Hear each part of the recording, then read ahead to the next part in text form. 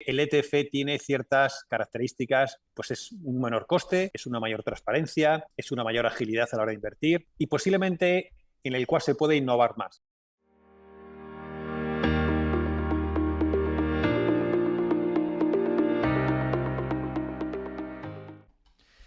Pues está aquí con nosotros Domingo Barroso, que es responsable de ETFs para Fidelity en Iberia y Latinoamérica. ¿Qué tal, Domingo? ¿Cómo estás? Hola Héctor, pues muy bien, encantado de la invitación y de estar con vosotros.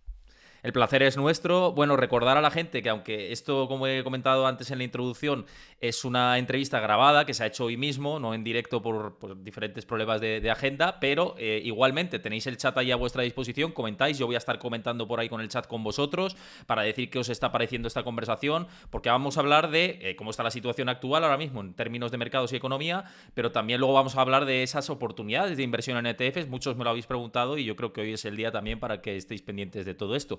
Y antes de irnos a este esquema global, quiero recordaros que, bueno, aparte de lo del chat que os he comentado, tenéis ahí a vuestra disposición el canal de Discord, donde tengo mi comunidad, donde ahí comparto análisis gráficos, noticias de información financiera de actualidad. Estéis en contacto conmigo para tener debates, así que nada, pinchad y unidos a la comunidad, que siempre es interesante. Bueno, y dicho esta introducción así un poco de todo esto, Domingo, por poner en contexto que hablaba del tema de la economía, y evidentemente es lo que nos está preocupando a todos, sobre todo siguiendo las expectativas de los bancos centrales en cuanto a subida de tipos para el control ese de la inflación. ¿Qué te está pareciendo todo esto? ¿Y crees que la Fed, con estos últimos datos macro que hemos tenido ahora mismo, va a seguir apretando el pie en el acelerador? Porque parece que es la obsesión, ¿no? Pese a que pueda haber más... Se puede aventurar, ¿no? Que vamos a una recesión, ¿no? De hecho, Fidelity el otro día compartía un informe vuestro que hablaban de aterrizaje forzoso casi a un 60%, 70% de probabilidades, el Chief Investment Officer vuestro. Aún así, la Fed va a seguir, ¿no? Con este tensionamiento, ¿no? Tú lo has dicho, Héctor, la Fed va a seguir. Es decir, tiene un objetivo claro. Ya sabes que la Fed tiene un doble objetivo, que es la estabilidad de precios y el pleno empleo en Estados Unidos. Pero ahora mismo yo creo que está clarísimo que la Fed tiene que doblegar la inflación y va a hacer todo lo posible para doblegar la inflación. Pero vamos a ver, estamos en un abismo entre, por decirlo así, entre un abismo entre la inflación y la recesión.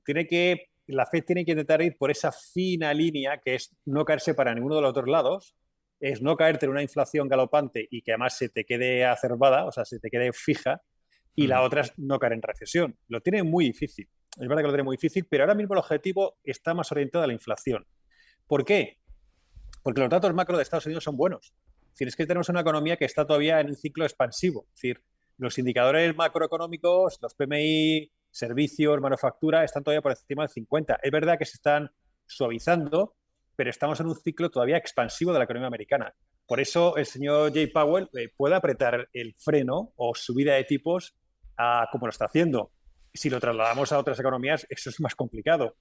Pero es verdad lo que tú decías, va a estar muy pendiente de los datos macro. Yo creo que va a estar muy pendiente de los datos macro para ver si con esa subida de tipo de interés, con esa restricción de las condiciones financieras, que al fin y al cabo es eso, va a poder doblegar o en este caso va a reducir demanda, sabiendo que las variables que van a afectar, y eso lo sabemos todos, es que vamos a vivir, en este caso yo creo, con tres factores o tres variables más altas de aquí en adelante. Y eso no hay ninguna duda, que es un desempleo más alto, unos tipos de interés más altos y en este caso una inflación más alta. Y posiblemente ese 2% que nos poníamos como objetivo, yo creo que los bancos centrales van a tener que convivir con inflaciones más altas, con tipos de interés más altos de lo que pensábamos y con desempleos más altos. La clave es seguir mirando datos macro para ver si los tipos de interés están doblegando esa inflación. Y lo estamos viendo.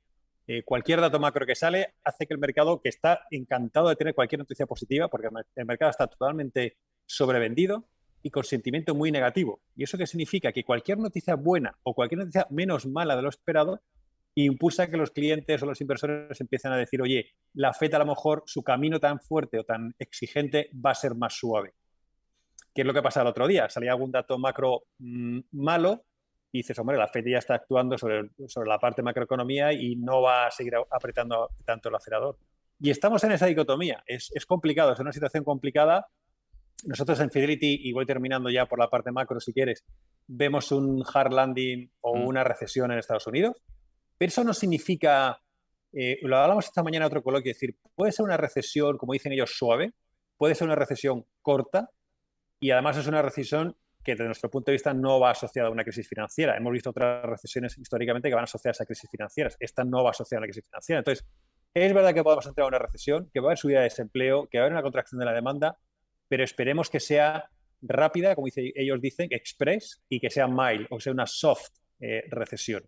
Eso es lo que vemos en Estados Unidos. En el resto de países es diferente, porque Europa tiene todas las pintas de llevárselas peor todavía. Ahora te pregunto también por Europa, que evidentemente nos afecta bastante porque vivimos en este continente, ¿no? Pero un poco tomando tus palabras, claro, mañana, por ejemplo, se publica el dato de empleo en Estados Unidos, que creo que va a ser relevante. Se publicaba también esta semana los datos de ADP, del empleo privado, que han sido mejores de lo esperado. Pero yo creo que los inversores también se están centrando excesivamente en el corto plazo, ¿no? Y en un dato bueno, un dato malo, pero no ponen esa perspectiva de largo alcance que al final una subida de tipos de interés tiene su efecto generalmente a 6 meses vista, su efecto peor, ¿no? Y por eso lo que hablabais vosotros de vuestras perspectivas, que sois de las gestoras que antes os anticipasteis a va a haber un aterrizaje forzoso de la economía, eso es así, pero forzoso no quiere decir depresión, que es lo que a veces parece que se quiere evitar, ¿no? No vamos a depresión, es que no estamos diciendo que vayamos a depresión, sino a una contracción de la actividad, lógicamente por la contracción de la demanda, ¿no? Que es el escenario que tenemos. Y yo creo que por ahí va lo que estabas diciendo, el cortoplacismo de los datos y... sí, perdón, que me... Fíjate, el dato que decías de desempleo es muy importante. Es decir, yo creo que la FED está haciendo una estimación de que con la subida de tipos que tenemos encima de la mesa, la línea de puntos de la FED, que ya para todos es conocida, nos hemos hecho ya todos muy amigos de esa línea de puntos de la FED, ¿no? ¿Dónde se puede llevar la FED el final rate a 4,6 o 4,5, después que puede pasar en la primavera de 2023? Todo eso lo sabemos ya. También es verdad que en la línea de puntos de la FED hay bastante incertidumbre. Si te fijas, hay bastante dispersión. Es decir, no todos los bancos de Estados Unidos están proyectando lo mismo. Y eso también te está diciendo que hay incertidumbre en el mercado. Pero lo que te quería decir es que la Fed está estimando que con la subida de tipos que ellos están proyectando, el desempleo que tienen ahora 3,6, 3,7, se podría ir otros 7 décimas más hacia arriba, es decir, a 4,4. 4,4 no es una cifra muy grave. Lo que sí es grave es que pases muy fuerte, es decir, que pases muy rápido de 3,7 a 4,4. Claro. Entonces, eso sí puede generar en este caso, más tensión al mercado. Un poco por preguntarte con esto del empleo, porque a mí me llamó mucho la atención y seguro que la audiencia también. ¿Desde Fidelity estáis descontando un mayor aumento del desempleo con respecto a las perspectivas de la Fed o más o menos va en esa misma línea? Yo creo que va en esa línea. Yo creo que cuando se habla de que vamos a aplicar, bueno, no nosotros, sino la FED tiene que aplicar un daño en el sistema para corregir todos estos excesos, el daño va, tú lo has dicho antes, sobre la contracción de demanda y sobre el desempleo. Es decir, yo creo que el desempleo va a tener que subir. La FED va a estar muy pendiente de el daño que va a generar al mercado de trabajo. No quiere pasarse, pero también sabe que tiene que doblegar un poco el mercado de trabajo, que el mercado de trabajo es uno de los focos de tensión de la inflación. Lo hemos visto, el wage inflation, la inflación salarial de Estados Unidos era muy potente y la FED tiene que saber enfriarla, ¿no? Entonces va a estar muy pendiente de esos datos de desempleo que yo espero que sean buenos. Pero el mercado ya sabes que hoy en día, como dices tú, está muy cortoplacista. Cualquier dato que salga puede interpretarlo como bueno o como malo. Si es malo, mejor, porque si es malo significa que la FED no va a seguir apretando el acelerador de la subida de tipos. Y si no es tan bueno, pues también lo puedes interpretar como que, bueno, pues que sigue siendo potente la economía y que todavía hay tipos. Es muy difícil. Estamos en un cortoplacismo que deberíamos de quitarnos de la cabeza tanto cortoplacismo. Lo que pasa es que, fíjate, con todo esto, y me estoy acordando de varios seguidores que me decían el otro día, que por cierto, gracias por estar todos los que estáis por aquí ahora mismo en directo con nosotros. Bueno, sabéis que la conversación es grabada, pero los que estáis en directo, muchísimas gracias por seguir la conversación. Pero el otro día me hacían preguntas, con el informe este de Fidelity de la entrevista al Chief Investment Officer, decían, claro, pero es que la Fed no puede hablar de las posibilidades de recesión. Digo, hombre... Y entonces, siguiendo ese ejemplo, tampoco las gestoras deberían hablar, ¿no? Porque en el interés de Fidelity no está que la renta variable corrija más, ¿no? Cuanto más suba, mejor, pero hay que ser honesto con las probabilidades. Y se trata de hablar de probabilidades, ¿no? Con con honestidad. Y yo creo que a eso le está faltando un poco a la percepción, ¿no?, de los bancos centrales, que han llegado bastante tarde, o me da la sensación, esto es una opinión personal, por supuesto, a la curva, ¿no?, a controlar esta inflación. Y más aún en Europa, ¿no?, que ahora vamos a esa parte. ¿Cómo estás viendo la reacción por parte del BCE? ¿Pensáis que aquí sí que la situación a nivel económico es peor, con el invierno que tenemos por delante por la parte, sobre todo, del mercado energético? ¿Cuál es vuestro Sí. posicionamiento con todo esto? Vamos a ver, y tú lo decías, nuestro base escenario, nuestro escenario base, tú lo comentabas, bueno, pues somos una gestora que pues, tenemos que decirlo. Nuestro base escenario es un hard landing en Estados Unidos, es decir, una recesión en Estados Unidos. Y hay un 70% de probabilidad por nuestra parte, nuestros equipos de análisis de research, de decir vamos a entrar a una recesión americana.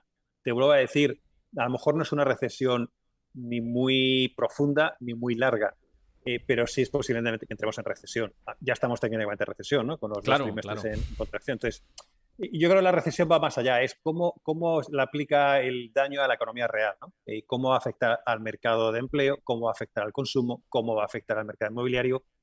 Vamos a ver si es una recesión rápida, express, como decía antes, o soft y tal. En Europa, mucho más complicado. Es decir, no tenemos la fortaleza de la economía americana, pero sí estamos obligados a subir tipos, porque es que la inflación es galopante y además tenemos una dependencia energética mucho más grande. Y además tenemos un euro que el dólar está haciendo bastante daño al resto de economías. Que lo vuelvo a decir, señor Jay Powell tiene su responsabilidad de gestionar el país Estados Unidos, no tiene la responsabilidad de gestionar el resto de países, pero claro, con lo que está haciendo está impactando especialmente un dólar muy fuerte al resto de economías, ¿no? Europa lo tiene más complicado. Europa yo creo que clarísimamente tenemos una recesión por delante, vamos a ver hasta qué profundidad, ¿no? Pero es que el riesgo energético en Europa es lo que nos está dañando. Fíjate que la traía un informe bastante interesante. Se está mirando mucho ahora a los forecasts, a las proyecciones, a las predicciones de los meteorólogos. Es decir, los meteorólogos siempre los hemos visto como para verlos en el telediario y que nos den la visión del tiempo cuando nos vamos el fin de semana, o me imagino que hay gente que lo mira con mucho más detalle, que depende de su economía del tiempo, ¿no? Pero se está viendo cuál es la proyección y las proyecciones de el tiempo que va a hacer en este invierno en Europa, porque va a depender mucho el consumo de energía del tiempo que haga. Con lo cual están los países viendo hasta dónde tienen que llevar sus reservas y también en este caso hasta dónde vamos a consumir energía, porque si tenemos un invierno duro y crudo y largo, va a ser impactante, y si tenemos un invierno más suave o más corto, no va a ser tan importante. Entonces, fíjate cómo ahora los meteorólogos parece que bueno, no estaban tan ligados a la economía, y ahora se les está pidiendo muchísima información a los meteorólogos de cómo va a ser ese invierno en Europa, porque afecta mucho cómo puede ser ese invierno a la economía. Ese, digamos, ese informe del que comentas hablaba de una previsión estimada ahora, porque ya te digo, a modo de curiosidad, ¿no? Por lo que estás Sí. comentando. ¿Hablaban de invierno duro, de invierno suave? ¿O qué están diciendo? No desarrollaban detrás lo que había, pero lo que estaban diciendo es que muchas casas de research y muchos gobiernos estaban pidiendo información a los organismos de meteorología estatales o privados como una fuente más de input para Sí. proyectar nuestro, El nivel de nuestro riesgo, ¿no? forecast de crecimiento. Eso Claro. es. Eh, Cosa que antes no se incluía dentro de lo que es un modelo de forecast o de proyección, y ahora parece que los meteorólogos tienen mucha importancia. Por lo que te decía antes, el invierno va a depender de cómo sea, cómo va a afectar el consumo energético en Europa especialmente, ¿no? Y cómo va a afectar en ese caso a que los países tengan que aportar medidas a los consumidores porque no pueden llegar a pagarla, o cómo van a tener que buscar la dependencia fuera de la energía. Pero el invierno va a ser crítico, como sea el invierno en Europa. No, pero no tengo datos de verdad de cómo puede ser el invierno, ni siquiera en Fidelity, no tengo ni idea. Ojalá los tuviéramos también. Bueno, aparte de por el mercado energético, por saber también que cuando cambiamos el armario, ¿no? Y todo esto, ¿no? Ya fuera de bromas, pero es verdad que, fíjate, lo que pensábamos hace unos años, lo que estabas comentando antes, que era impensable centrarse en el tiempo, ¿no? Porque podías tirar de energías, si no eran renovables, de pues, energías fósiles, ¿no? Pero ahora con el tema del gas, es que es muy importante el tema del tiempo, y vamos a estar muy pendientes de todo esto, y sobre todo muy atentos a lo que pueda pasar en Alemania, y viendo también lo que ha sucedido en Reino Unido, ¿no? Con el mercado de bonos. ¿Cómo habéis visto toda esta situación, ¿no? El Banco Central dando por un lado subida de tipos de interés, por otro vamos a rescatar el mercado de bonos, luego dando marcha atrás los programas de expansión fiscal que tenía pendientes o que tenía puesto en marcha Liz Truss, ¿no? La primera ministra de Reino Unido. Esto ha sido como un mal experimento, ¿no? Para el que sacar también un poco aprendizaje desde aquí, desde los que seguimos en la Unión Europea, ¿no? Sí, yo creo que es un poco causa de ser novato en el puesto, me imagino, ¿eh? No lo sé, yo tampoco tengo mucha información detrás, pero es verdad que ha sido un poco donde digo Diego, y eso tampoco le gusta al mercado. Y eso es que al mercado lo que menos le gusta es la incertidumbre. El mercado lo que quiere es más certidumbre y más control de lo que puede pasar. Y la incertidumbre no le gusta al mercado. Y ahora mismo lo que tenemos por delante es muchísima incertidumbre, muchísima volatilidad y muchísima incertidumbre. Tenemos poca proyección del mercado y después tenemos que los países van a intentar aplicar todas las medidas posibles para que no se afecte a sus economías. Ya hemos visto lo que ha pasado con el yen, lo que ha pasado con la libra, ya hemos visto las políticas fiscales que pensábamos que ya estaban congeladas y parece que vuelven a ponerse encima de la mesa incluso con déficits públicos tan grandes. Pero todos los países van a tirar de cualquier palanca para por supuesto, no entrar en una recesión tan grave, ¿no? O tan fuerte. Eh, pero es verdad que no ha ayudado mucho los mensajes de la primera ministra británica, en este caso, en cuanto a ayudas fiscales, en cuanto a la libra desplomándose, los margin calls de las pensiones en Reino Unido. Todo eso daña un poco la credibilidad. Y por terminar, si quieres, el otro día venía por aquí un gestor nuestro de renta europea, con lo cual conocía bastante bien lo que ocurría en Europa. Yo le preguntaba, ¿qué es lo que te preocupa más? Si tuvieras que mirar algo ahora mismo que tuvieras que fijar tu atención, porque te preocupan muchas cosas, seguro, igual que a ti, Héctor, o a mí, pero ¿qué te preocupa más? Fíjate, nos decía la liquidez, es decir, la oferta y la demanda de dinero. Es decir, todo eso sí puede afectar después a una tensión y a unos desequilibrios en los mercados financieros que hay que seguir vigilando, ¿no? La oferta y la demanda de liquidez. Y porque estamos en un escenario de drenaje de liquidez, y eso es lógico, pero que no afecte realmente a las piezas del escenario financiero. Por eso estamos viendo casos como el de la Libra, estamos viendo casos como Credit Suisse, estamos viendo muchos Sí. casos que tendremos que ir gestionando, pero que drenar liquidez del sistema hay que hacerlo de manera adecuada y que no te des por delante a piezas importantes del tablero.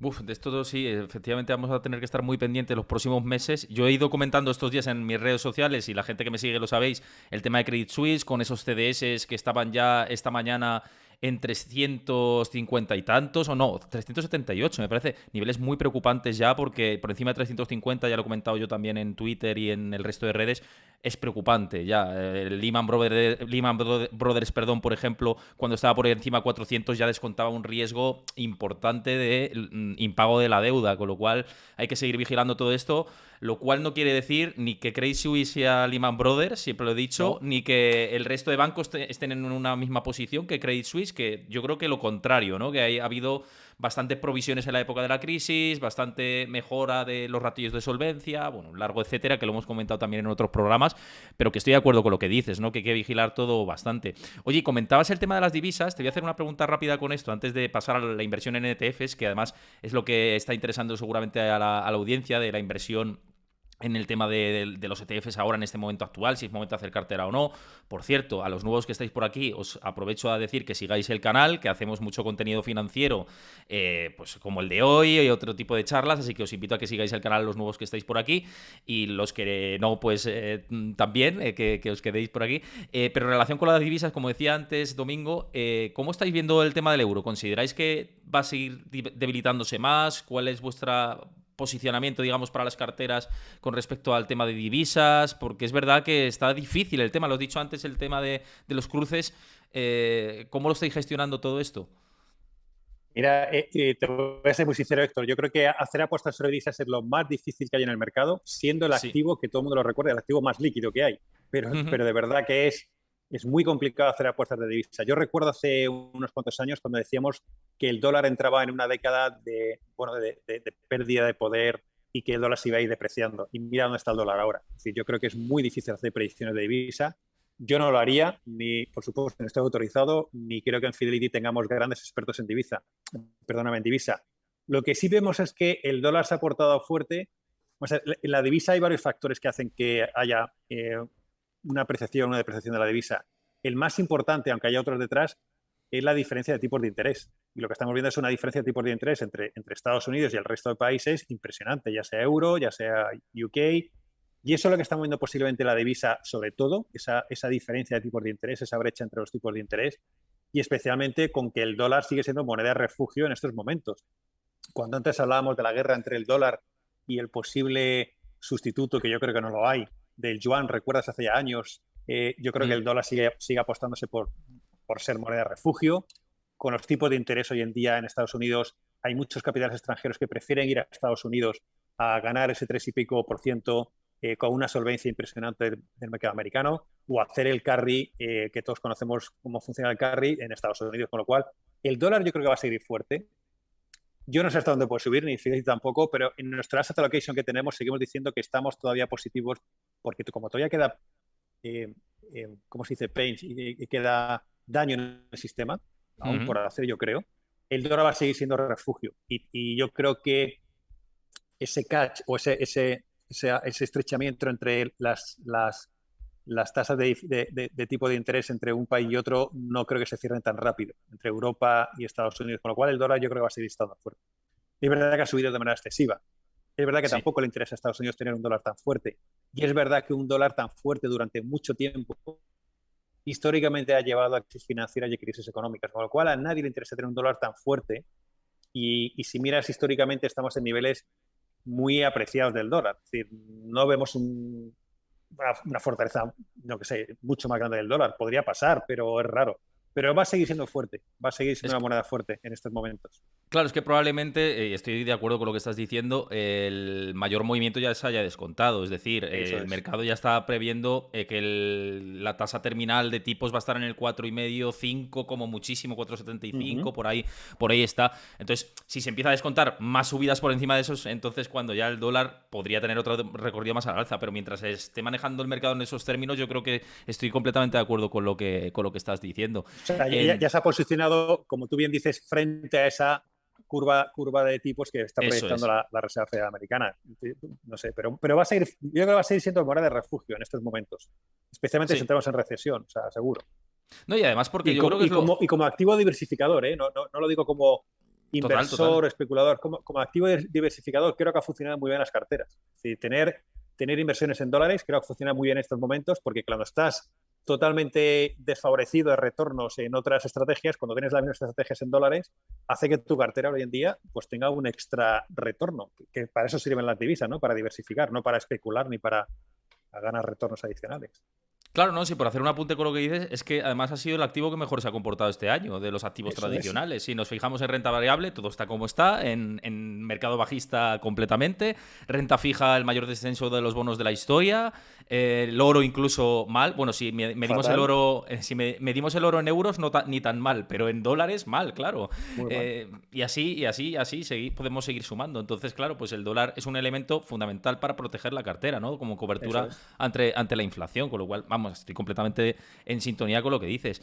Oye, y antes de pasar a hablar de ETFs, bueno, quiero recordar a la gente que está por aquí que comentéis por el chat. Estoy comentando yo también en directo mientras es la charla, porque sabéis que es grabada. Espero que os esté gustando, por supuesto, y que vayáis dejando ahí vuestras impresiones, preguntas que queráis lanzar, que yo las estoy contestando. Y aparte de eso, os vuelvo a recordar que tenéis mi comunidad de Discord a vuestra disposición, en la que ahí comparto mis análisis, gráficos, noticias de interés de actualidad. Estáis en contacto conmigo para debatir lo que queráis, así que nada, uníos ahí al canal de Discord, que es mi pequeña familia, y vamos haciendo esa familia más grande. Y ahora ya sí, entrando de lleno en tema ETFs, que lo he anunciado por redes sociales y lo he comentado, y era como el tema más estrella del día, porque además hay mucha gente, como te digo, Domingo, que me pregunta, ¿no? Oye, ¿y qué posibilidades hay? ¿Es momento de invertir en ETFs? Quizás sea la mejor estrategia para no exponerse tanto al riesgo y olvidarse un poco.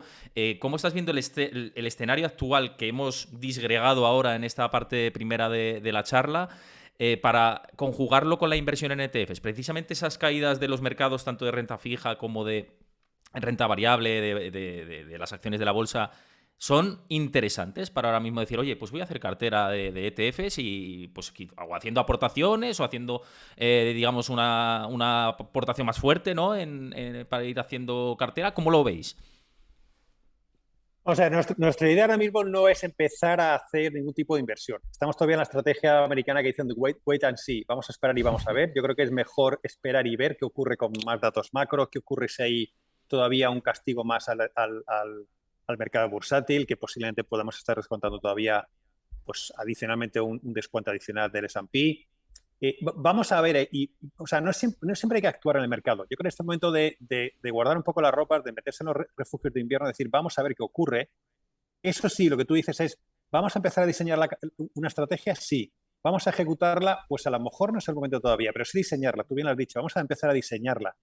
Porque lo que sí es verdad es que nosotros a largo plazo lo que sí vemos también es crecimiento en el mercado. Es decir, tácticamente estamos muy defensivos, es decir, en el corto plazo, 3, 6 meses, estamos defensivos, sobreponderando el cash, infraponderando el equity, etcétera.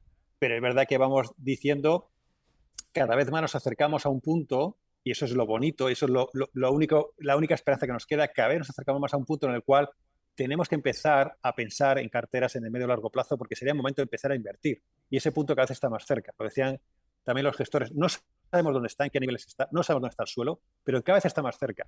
Y las señales que nos va dando el mercado posiblemente tenemos que ir tomándolas para decir, bueno, en algún momento será momento de empezar a invertir. Y en algunas áreas sí diría, sí se puede empezar a invertir. Es decir, la parte de crédito nos gusta, investment grade, y la parte de Govis, el bono americano por encima de los niveles en los que está, también nos gusta. Es decir, hay cosas que se puede hacer, se puede invertir. Y después me decías ETFs o fondos. Nosotros no tenemos especial interés ni por ETFs ni por fondos. Yo creo que son dos vehículos que están encima de la mesa para que el cliente elija cuál es el más eficiente para él. Yo creo que el ETF tiene ciertas características que, bueno, que habrá clientes que lo ponderen o que lo valoren, pues es un menor coste, es una mayor transparencia, es una mayor agilidad a la hora de invertir y posiblemente en el cual se puede innovar más. Se está innovando mucho en la parte de ETF, ya sea temáticos, ya sea meter ESG, sostenibilidad en los ETFs, pero a largo plazo está demostrado que conforme el coste sea más reducido, tiene más sentido. Nosotros en Fidelity lo que decimos es el fondo de gestión activa y el ETF son dos vehículos, son dos building blocks, como decimos nosotros, son dos piezas para construir inversiones. Cada inversor debe decidir el suyo. Y por anticiparte, en Fidelity no vamos a hacer nunca un ETF que replique a un índice pasivo, porque no aportamos valor. No hemos entrado en el mundo de los ETFs para hacer eso, que hay gente que lo hace muy bien. Hemos entrado en el mundo de los ETFs trayendo lo que es el alfa que sabemos hacer, es decir, el conseguir batir los mercados, llevarlo al vehículo ETF. Con lo cual hemos lanzado una gama de ETFs de gestión activa. Estamos innovando, lanzando ETFs temáticos, con temáticas como la salud digital, como el metaverso, como la nube, etcétera. Y estamos incorporando todas nuestras capacidades de ESG, de sostenibilidad también al mundo de los ETFs. Con lo cual, si te das cuenta, no vamos a lanzar ETFs que repliquen un S&P 500, no tiene sentido, hay gente que lo hace muy bien ya, no aportaríamos nada, pero sí vamos a traer todo lo que es las capacidades de Fidelity que todo el mundo que ya conoce en gestión activa a lo que es un ETF. Yo creo que ya no hay discusión entre gestión pasiva y gestión activa, yo creo que todo es gestión activa, porque ya cuando incluso decido yo en qué índice quiero invertir para conseguir las mejores industrias de metaverso, es una gestión activa, incluso si yo genero ese propio índice, que Fidelity lo genera. Pero siempre hay una decisión activa. Yo creo que ya no hay discusión entre gestión pasiva y gestión activa. Hay discusión entre si prefiero un fondo activo o prefiero un ETF, que también puede ser activo. Y en Estados Unidos tú sabes que hay ETFs activos inversos, semitransparentes, como quieras. Es que te iba a decir incluso que utilizando Machine Learning también hay una gestión activa detrás. Al final el algoritmo te dice por aquí va la tendencia, por aquí, pero luego hay un equipo de gestión detrás que dice, bueno, pero cuidado porque ahora el escenario está más adverso y a lo mejor hay que meter más exposición a esto, aunque el algoritmo nos esté diciendo lo contrario, ¿no? Al final, bueno, pues son herramientas que se utilizan, pero también hay una gestión activa dentro de la pasiva. Eso pero esto me llama la... Sí. Fíjate que, perdón que te interrumpa, fíjate que ahora nosotros, uno de los factores que estamos viendo en los ETFs que llaman Smart Beta o como quieran llamarla, pero uno de los factores que estamos viendo que la gente está demandando y que lo puede hacer bien en el mercado es el factor de calidad y dividendo. Es decir, aquellas compañías que sean de calidad, y puedes elegir compañías de calidad por diferentes ratios, por el cash flow, por el cash flow margin, por la estabilidad del cash flow. Es decir, compañías que lo hagan bien en cualquier momento del mercado, calidad, y ahí puedes hacer un factoring, un screening de compañías de calidad. Y después que pagan dividendos, que sean dividendos atractivos y sostenibles. Esa estrategia hoy en día, en la cual hay mucha incertidumbre en el mercado y pensamos que, bueno, pues que el mercado todavía puede corregir más, va a estar bien pagada, va a tener buenos retornos. Es lo que dices tú, ya no es gestión pasiva, es que nosotros vamos a aplicar nuestros screening para decir cuáles son las compañías de calidad, cuáles son las compañías que pagan mejor dividendo, vamos a construir una cartera y vamos a ponerla encima de un ETF que se llama Quality Dividend. Y ahí no hay nada de gestión pasiva. Ahí hay todo lo que es el equipo, bueno, pues de Reserve de Fidelity, tú lo has dicho, algoritmos, cuantitativo, pero también cualitativo, y lo ponemos encima de un ETF, ¿no? Pues muy interesante, vamos, esto que estás diciendo. Y dentro de las temáticas, has comentado metaverso, has comentado, bueno, otra serie de temáticas. Pensando en un largo plazo, digamos, ¿cuáles son las más principales que estáis viendo de cara a pues, ese potencial que pueden tener ahora mismo a través de estos ETFs de activos, ¿no? Que es por lo que estáis apostando. Sí, son activos porque el índice para que el ETF siga ese índice, el índice lo generamos nosotros y lo que decimos es cuáles son las compañías que van a ser los líderes del mañana en estas temáticas, cuáles son las compañías que van a capturar realmente esa potencialidad del mercado, ¿no? Fíjate que cuando miras ETFs temáticos hay un abanico impresionante, Héctor. O sea, yo creo que incluso ya nos hemos vuelto hasta locos, ¿no? O sea, ya entramos en zonas casi esotéricas de decir, pero bueno, ¿hasta dónde vamos a llegar con los temáticos? Todos los temáticos que tú ves encima de la mesa, yo creo que el 99% o más caen bajo dos factores que están transformando el mundo. Y posiblemente ya estás dando de tu cabeza vueltas a cuáles son los factores que van a transformar el mundo y que parten todas las temáticas. Uno es la innovación y la digitalización y la otra es la descarbonización. Esas son dos tendencias imparables en el mundo. Descarbonización e innovación, digitalización. A partir de ahí caen todas las temáticas, porque ahí empieza a haber temáticas como la nube, temáticas como el metaverso, ligadas a innovación, temáticas como salud digital, ligadas a innovación, pero también temáticas ligadas a descarbonización, que es todo el tema del hidrógeno, todo el tema de la energía limpia, todo el tema del coche eléctrico, todo el tema de las baterías del coche eléctrico. Es decir, todo cae sobre dos factores que están cambiando como fuerzas tectónicas nuestro mundo, que es la tecnología, la innovación y la descarbonización. Si tú me preguntaras tendencias, yo creo que todo el tema de la energía limpia, hemos lanzado un fondo, un ETF, un ETF, perdóname, que se llama Clean Energy. Yo creo que la mayor parte del dinero en los ETFs temáticos está entrando en la parte de Clean Energy. Sabemos que van a transformar el mundo toda esta tendencia y que tenemos que estar menos dependientes de la energía fósil. Con lo cual, Clean Energy es una de las temáticas para apuntar en los próximos años. Y en innovación yo apostaría por todo el tema de la nube, que también hemos lanzado un fondo ETF que se llama Cloud Computing, y todo el tema de salud digital, sin dejar de mirar al coche eléctrico, a la movilidad, que también es algo que está por delante. Y después hay un tema que me parece muy interesante, que se está poniendo encima de la mesa en muchos foros, que es el tema del metaverso. También hemos lanzado un ETF de metaverso, pero es verdad que para mí es muy etéreo, como dicen los ingleses, muy Sí, high. todavía está como mucho por explorar, ¿no? Ese espacio, es ¿no? decir, queda muy bonito decir voy a meter en metaverso, pero hay que bajarlo. Es decir, ¿cuáles son las industrias de verdad?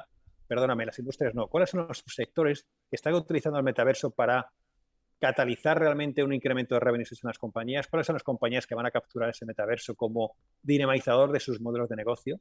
Y todavía falta aterrizarlo.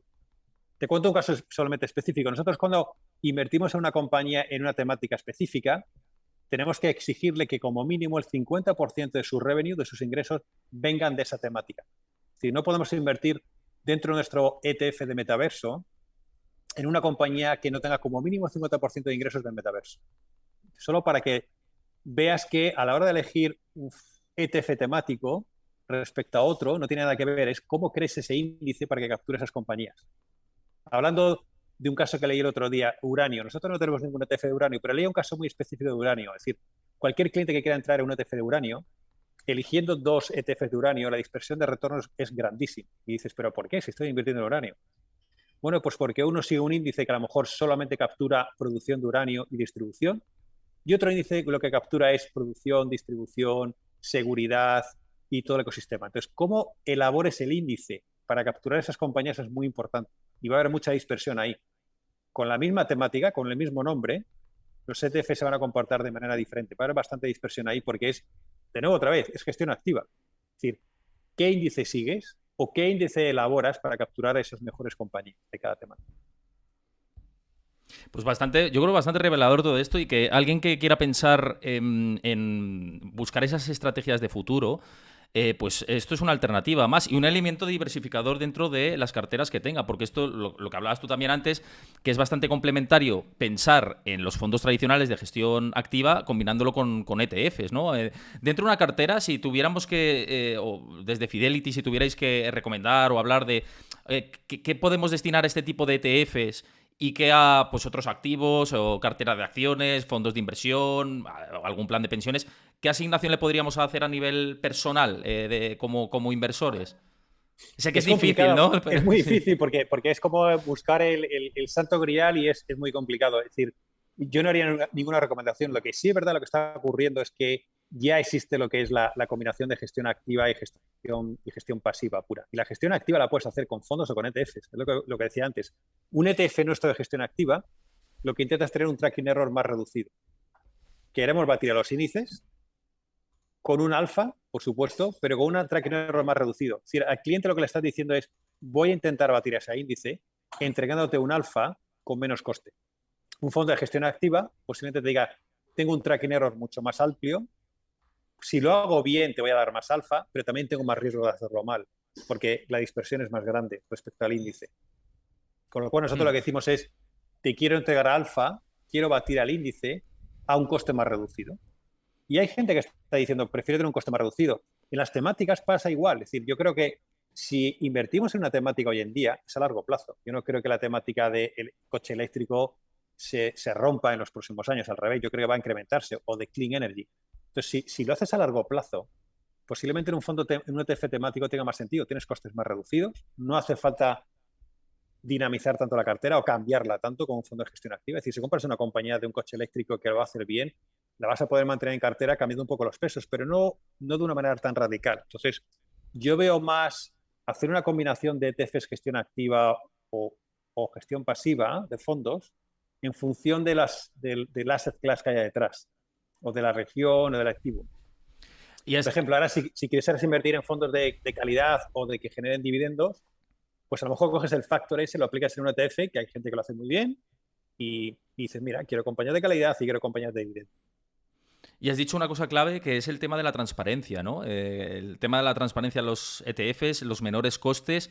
Yo creo que esto es algo que muchos inversores desconocen. Oye, ¿por qué son interesantes los ETFs? Pues uno de ellos es costes y transparencia, ¿no? Si puedes un poco hablar de esto para que la gente lo pueda entender en comparativa con otros productos de inversión, ¿por qué la transparencia y los costes son mejores?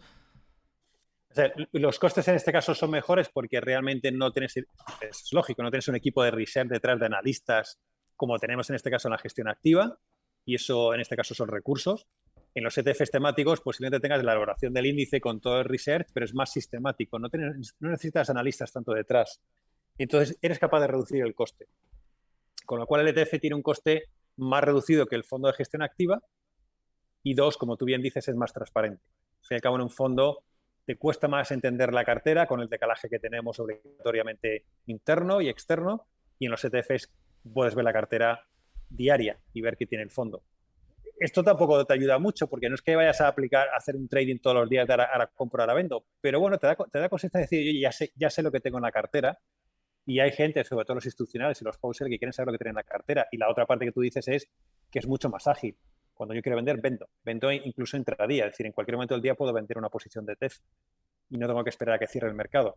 Entonces, yo creo que las características del ETF de más transparencia, menores costes y más ágiles están ahí para quedarse. Y habrá gente que las valore y habrá gente que no. Pero no es algo que digamos que vaya en contra de los fondos de gestión activa. No, están ahí y queremos entender que los clientes nos lo están pidiendo y están valorando esas características y el mercado de ETF sigue creciendo y está en una salud bastante buena. Es decir, el año pasado, en el mercado europeo de ETFs usage, hubo entradas de 160.000 millones.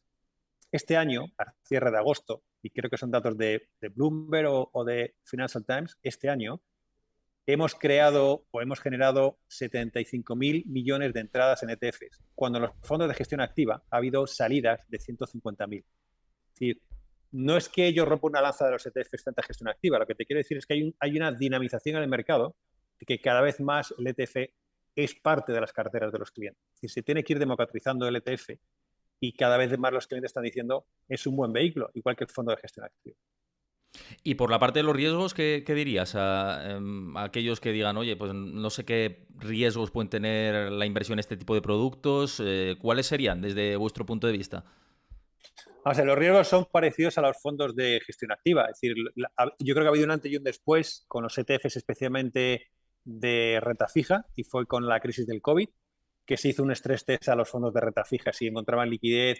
Y al final, ya no es que no hubiera liquidez para los ETFs de renta fija, que lo había, sino que eran referentes en el mercado para generar los precios, incluso para de los bonos, que incluso que tenían los gestores de gestión activa. Es decir, los ETFs de renta fija eran como referencia y eran los generadores de el precio que iban a poder tener los fondos de gestión activa.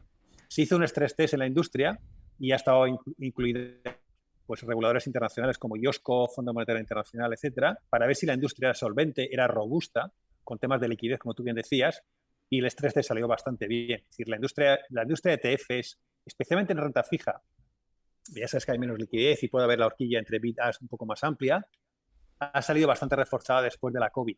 Y eso es muy bueno. Yo creo que por eso los clientes cada vez están más confiados en los temas de ETF.